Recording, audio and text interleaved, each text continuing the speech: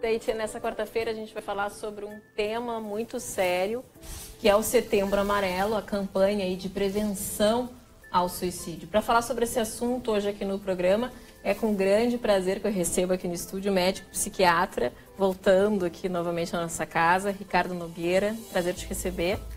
Obrigado. Eu não diria, como outro colega meu, que é o dia mais feliz da minha vida, passando por um sofrimento insuportável e intolerável nesse momento, que a gente tem como lhe ajudar e aonde lhe ajudar. Você não está sozinho. Nós estamos aqui do seu lado, 24 horas por dia, 365 dias por ano, com as portas sempre abertas para lhe entender, para ouvir, não diria para resolver, para ajudar a resolver. Para ajudar a resolver. Então nós temos certeza. um sistema de saúde, que é o Sistema de Saúde Mãe de Deus, que tem uma rede de centros de atenção psicossocial, internação psiquiátrica, emergência psiquiátrica, emergência médica, que trabalhamos 365 dias por ano, 24 horas por dia, e venha ficar conosco. Bacana. Não tem com Ninguém quem... está sozinho, né, doutor? Porque às vezes, sabe o que é? Nessa hora que bate o desespero, lá no meio da madrugada, quando a solidão começa a falar mais alto, e os pensamentos começam a trabalhar, muitas vezes de forma negativa. Que o maior torturador que nós temos são os nossos próprios pensamentos, né? Então, às vezes é preciso alguém para te ouvir, né? Então, como eu digo, aqui na José de Alencar, bem aqui pertinho, nós temos ali uma barreira e uma trincheira na luta contra a agressão autoinfligida, porque essa é a pior das violências. Das outras violências tu pode fugir. É verdade. Né? Da violência do tráfico, da violência do trânsito. Tu tenta te defender. Agora, da própria violência autoinfligida, quando tu está desesperada, que tu não tolera mais a tua dor, quando a tua dor se tornou insuportável, alguém tem que te socorrer de ti mesmo. E é isso que a gente faz. Já já a gente vai entrar mais a fundo aí nesse assunto. Eu recebo também Luciana Schroeder, treinadora em linguagem corporal, para nos explicar como é que a linguagem corporal pode ser uma aliada, né, na nossa vida, e inclusive até para entrevista de emprego, né? Hoje a gente vai ajudar quem está em casa aí a usar de forma correta, cuidar com alguns movimentos corporais, alguns olhares, enfim, ao seu favor. É isso? Mais ou menos isso. Prazer te receber também. Nossa, o prazer é todo meu. Muito obrigada. E começo já esclarecendo o que é a linguagem corporal. Daqui a pouquinho a gente vai falar. Não começa, então. Vamos dar uma seguradinha. Não dou nenhuma pistinha. Tá no ar mais um Bom Dia Hoje. Fica comigo sempre.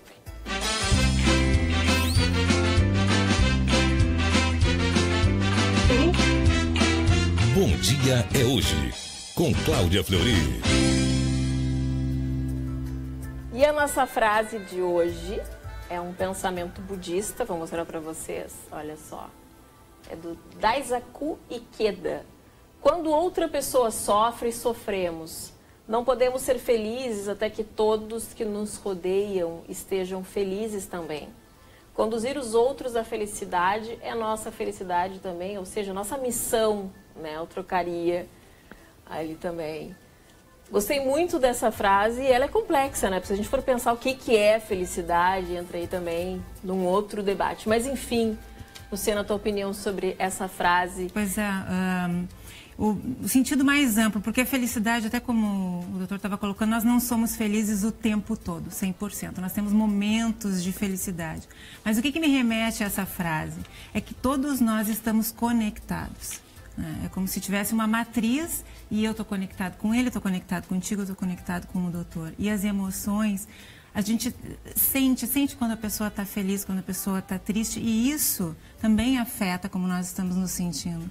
Então, ajudar o outro é ajudar a si mesmo, porque todos estamos conectados. Essa é a minha interpretação da frase. Obrigada pela opinião, doutor. Estender a mão. A Luciana fez uma linguagem corporal ali. Vendo ali Ikeda, eu me lembrei do meu amigo comandante coronel Ikeda, né, que é o subcomandante da Brigada Militar. Verdade. Né, que nos protege e que tem essa guarnição briosa que está passando por essa dificuldade imensa, né, e que tanto tem nos protegido com toda a dificuldade, não só a Brigada Militar, como também a Polícia Militar, que é a Polícia Militar, né? E a Polícia Civil do Rio Grande do Sul, que tem um trabalho de uma eficiência. E que trabalham 24 horas, Trabalham 24 horas e trabalham do nosso lado. Se não fosse a Brigada Militar do Rio Grande do Sul, nós teríamos muito mais suicídio que temos. Nós temos os negociadores, que são grupos treinados, capacitados de oficiais da Brigada, de elite da Brigada, que negociam, aquelas pessoas que são vítimas, que são reféns dentro das suas próprias casas, né, de pacientes, de familiares que estão se separando, usuários de droga, que querem matar a família, tentam matar a esposa, tentam matar os filhos, muitas vezes isso ocorre e aí também se mata. Ninguém divulga isso. A Brigada Militar tem um serviço que é do Homem-Aranha, que ninguém fala sobre isso. É que a gente... É porque tem um tabu em volta desse assunto, né? A gente fala muito no mês de setembro, que desde 2014 se criou essa campanha do Setembro Amarelo, mas existe todo um tabu. Não é um tabu, né? É um decreto. Desde 1940. Sim, inclusive no jornalismo, né? Sim, mas é um decreto do governador, que na verdade não era governador, era o interventor do Rio Grande do Sul, chamado General Cordeiro de Farias. Esse interventor, quando chegou no Rio Grande do Sul, ele era lá do centro do país, não sei se era carioca, alguma coisa assim, ou do Nordeste, ele se apavorou com o número de suicídio aqui. Ao invés de resolver o problema, que ele decretou, esse decreto está em vigência até hoje. É proibido divulgar suicídio no Rio Grande do Sul. Né? Como então, se fosse incentivar. Que em tese existe essa questão do contágio, né? Essa história do contágio vem lá desde a época de Verona com Romeu e Julieta. É real essa história. Em Verona, em 1400, os adolescentes se matavam, principalmente as adolescentes se suicidavam. E tudo baseado na história real de Romeu e Julieta. Então, o velório da Julieta foi a coisa mais linda do mundo. Ela foi enterrada num caixão de cristais com pétalas de rosa.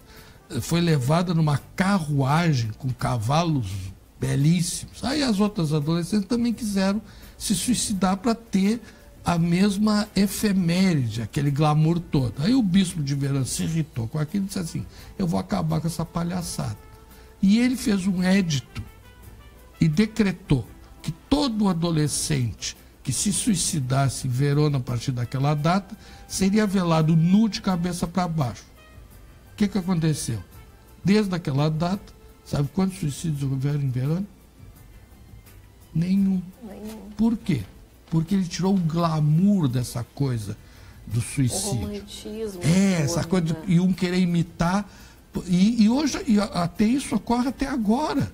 Agora, um ano atrás, em Gramado e Canela, não sei se tu te lembra, de um pacto das adolescentes que se matavam. Tu não leu isso? Eu me recordo de uma história assim. Isso, né? Muito vagamente, mas me Então, o recordo. que acontece? Só se noticia suicídio no Rio Grande do Sul quando é a Miss, a nossa Miss Brasil, lá em Gramado, né? Recentemente que se suicidou, a atriz Leila Lopes, o ator Valmor Chagas, aí noticia. Mas não se noticia das crianças que estão se matando.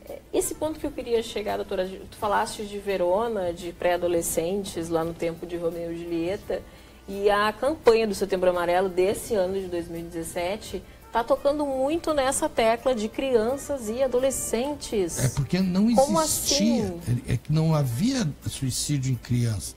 Então nós vimos que nos últimos anos aumentou o número de suicídios em crianças no Brasil em 60%. Nos Estados Unidos aumentou em 50% as tentativas. No Brasil aumentou 60% os suicídios. E as tentativas por intoxicação medicamentosa, conforme o Centro de Informações Toxicológicas do Rio Grande do Sul, aumentaram 44,4%. Que razão? Porque quando a gente pensa em criança, a gente pensa na melhor fase da nossa vida, né? Em uma fase que não existem preocupações, né? Que a criança só tem que brincar e curtir. Mas isso é uma ilusão. Mas na nossa geração, acho que é.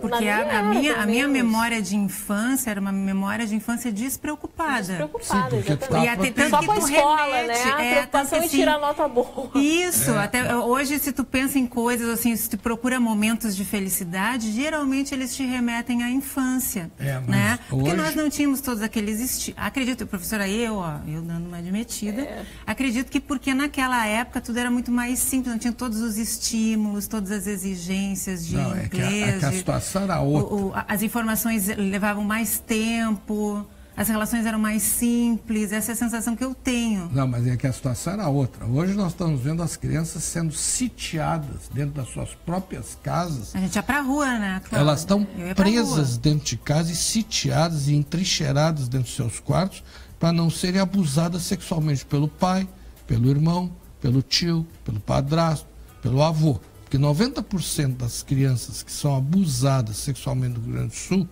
sendo que na adolescência é 10%, isso é o que é registrado, são abusados por familiares. Aí é o pai alcoólatra, é o irmão drogadicto. Então as famílias têm que se entrincheirar dentro da própria casa para não serem abusadas, para não serem agredidas. E aí que eu enfatizo esse trabalho que a Brigada Militar faz aqui no Rio Grande do Sul, que evita muito isso.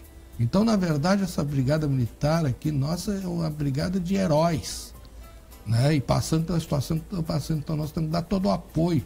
Agora, quando a gente vê esse monte de brigadianos que estão nas ruas, né, que não tem, e o comandante Queda é um exemplo. Assim como também o pessoal do DENARC, aqui da Polícia Civil, nosso novo chefe da Polícia Civil, é um exemplo.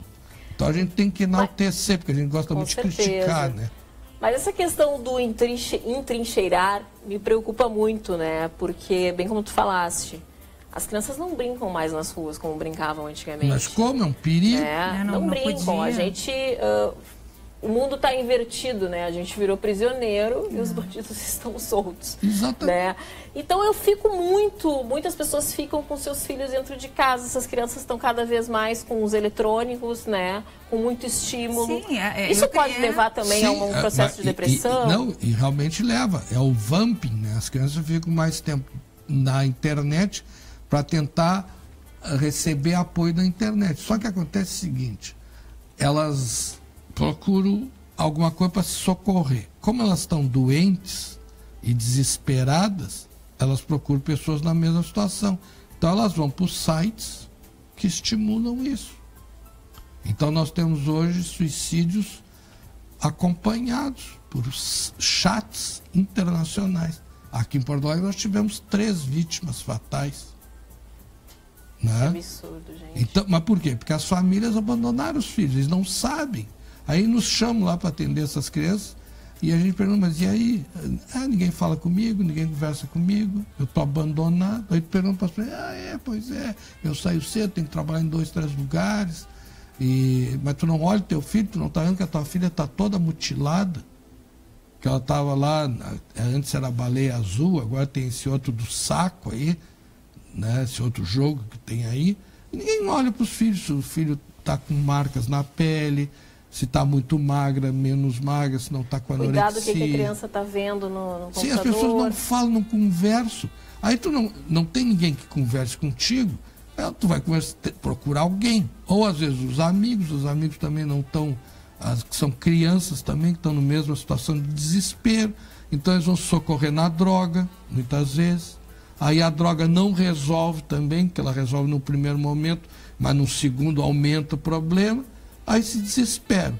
E muitas dessas crianças e adolescentes são vítimas dos abusos. Então o que nós temos, principalmente entre as meninas, adolescentes grávidas, ficam desesperadas, não pode contar, porque se contar vão morrer, aí tem que abortar. Aí não consegue abortar, tentam se matar. Então nós estamos com uma sociedade totalmente doente e ferida de morte, né? E cada vez aumentando mais isso. Porto Alegre é a capital brasileira com a maior incidência de suicídio entre adolescentes. Numa pesquisa da Vivian Borges e da Blanca Verlang, lá da PUC, elas constataram um N de 538 adolescentes, é um N alto, que eles têm 36% deles, desesperança. Né? Nós somos não conseguem do tempo... enxergar um futuro. Mas que futuro? E aí a ansiedade que tudo isso gera. Meu pai está desempregado, minha mãe foi desempregada, aí perde a internet, perde tudo, não tem condições de ter o que tinha. A ansiedade que gera nos próprios filhos, a angústia dos próprios pais. E ao invés... muitas vezes descarregam tudo isso nos filhos. Sim, e aí aquilo, mas eu trabalho para dar tudo para meu filho. Aí de uma hora para outra, olha, não vai ter como ter mais internet, não tem mais dinheiro de pagar o provedor, não tenho isso, não tem aquilo, não tem tênis de marca, não tem às vezes até comida.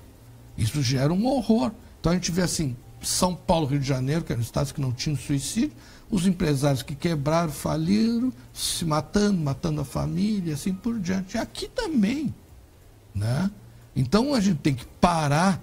Eu estou escrevendo um artigo que o título dele é assim: em casa de enforcado não se fala em corda, mas eu boto interrogado. Porque aqui no Rio Grande tem um adágio popular que todo mundo diz isso: em casa de enforcado não se fala em corda. Só que a corda esticou de um tal ponto que nós temos que falar sobre corda. Falar é a melhor solução. O Setembro Amarelo toca muito, inclusive tem slogans que tem essa frase: falar é a melhor solução, falar é a melhor solução. E tem também um mito que se diz, que se afirma que quem avisa que vai cometer um suicídio, não, por exemplo, quem fala, quem avisa, não fala, não faz, não comete. Quem ameaça, não faz. Não, isso caiu por terra, né? Não, isso é exatamente ao contrário. A minha dissertação de mestrado, eu pesquisei 180 suicídios. Todos deixaram mensagens, ou na internet, ou carta. Todos procuraram ajuda 6 meses antes. Só que muitas vezes não receberam a ajuda adequada, capacitada, especializada. Entendeu? Todos avisam. Entende? Todo e qualquer suicida. Quando não tem nenhum aviso, é porque não é suicida. Provavelmente tenha sido homicídio. Né? Então tem um estudo profundo disso. É a mesma coisa alguém que se atira de um prédio, que é muito comum, principalmente na região central de Porto Alegre, os idosos se atiram dos prédios. Quem se atira de cabeça não é suicídio, é homicídio, porque foi atirado. Os suicidas não se atiram de cabeça, se atiram de pé. Morrem por perfuração do abdômen pela penetração dos fêmures. Então, o Instituto de Perícia aqui do Rio Grande do Sul tem um mapa do suicídio de Porto Alegre. Então, nós temos a hora, o local, quais os bairros, como, a faixa etária, todos esses instrumentos e essas ferramentas.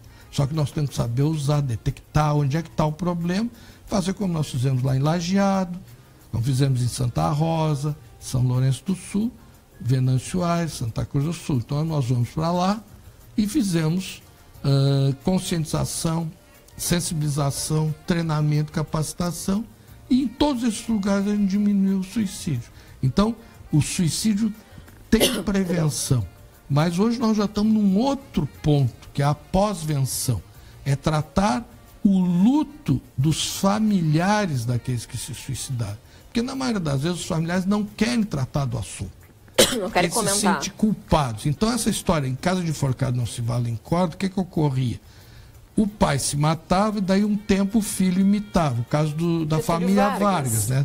Agora, né? O neto, né? Morreu o neto, morreu o pai, morreu o avô, o bisavô, né? Então, outra coisa, não existe um suicida, existe uma família de suicidas. Na tua família ninguém se matou, muito dificilmente vai te matar também. Na tua família ninguém tem depressão, ninguém faz uso... Isso é um outro questionamento. Todo suicida é depressivo ou não? Não necessariamente. Não necessariamente, porque nem todos os deprimidos se matam. O deprimido ele tem ideação suicida, mas ele não tem coragem para se matar. Mas aí quando ele cruza e bota álcool e droga em cima, aí ele cria coragem. Tá entendendo? Mas falando das crianças e dos adolescentes, como é que os pais percebem, né, que esse filho não está bem e está tendo pensamentos aí é que tá. desse tipo? Mas vem cá, eu te conheço. Eu venho aqui, já tenho vindo seguidamente aqui. Eu vou te olhar. Se o teu olhinho está arqueado para baixo e os teus lábios estão arqueados para baixo, por mais maquiada... Linguagem corporal. Estamos deixando uma bolinha picando aí para ela se consagrar, né? Então, a gente nota, tu tá caída. O que tu tem, tchê? Tu tá caída, o que tá havendo contigo? Por que tu tá tão magro? Por que tu tá tão gordo? Por que tu tá com o olho vermelho? Deixa eu vir cá te ver, vem aqui. Entendeu? A gente vê a pessoa, pô, mas tu tá que é puro osso. O corpo mostra. Claro. Ou tá que é uma baleia azul mesmo, tá enorme, né? O que tá havendo? Algo tá errado. Tu nota quando tem boi na linha, entendeu? Entendesse? Algo tá havendo. O que tá havendo? Ah, briguei com a namorada. Ansiedade ali. Briguei na escola, me incomodou, tô preocupado, tô com medo, né? Então aquela história lá do Jean Paul Sartre da tríade do existencialismo. A ansiedade, em primeiro lugar. O Brasil hoje é o país que tem mais ansiedade no mundo. E cresce cada vez mais? Sim, um desemprego desenfreado, uma queda da economia, claro que agora está recuperando gradativamente, né? Pelo menos abre uma esperançazinha, né? Lá no fim do túnel tem uma luz, assim. Né? Vamos acreditar, né? Então é tudo isso. Então, num primeiro momento, a ansiedade do amanhã. O que vai ser amanhã? Né? O que me espera? Aí no amanhã é pior do que hoje. Isso gera angústia. Então tu não resolve a ansiedade, passa para a angústia. Aí aquela angústia que tu não consegue resolver vira desespero. Então é assim, na depressão tu tolera e tu suporta a dor. Só que chega num ponto que essa dor se torna intolerável e insuportável. E aí tu quer acabar com esse sofrimento, né? Então aquilo que eu dizia, sempre tem um aviso. Tem um episódio daquela série Os Borgia, que passa no Netflix, mas a série com Jeremy Irons, porque a outra é muito ruim. Que esse Borgia era o Papa Alexandre, né? Esse era Alexandre Borgia, um Papa espanhol que se elegeu Papa para a ojeriza dos cardeais italianos. Ele era terrível. E ele era pai da Lucrécia Borgia. Você já ouviu falar na Lucrécia Borgia? Eu sou do tempo que quando tu chamava uma mulher de louca, tu chamava de Lucrécia. Aquela louca era uma Lucrécia. E a Lucrécia era muito louca. E o Papa Alexandre, naquela época, inclusive depois desse Papa, que criaram o nepotismo, né? Que tu não pode dar cargos, que ele botou um filho de cardeal, naquela época os padres podiam casar. Então depois desse Papa que foi criar o celibato para proibir o casamento, porque a família desse Papa estava dilapidando o patrimônio do Vaticano todo. Eles eram um bando de loucos. E uns corruptos, safados, era uma canalhagem. Vocês vejam essa série que tu começa a ver um episódio e não para de ver. E tem um episódio muito interessante que a Lucrécia era uma rebelde. E ele não conseguia dominar a Lucrécia.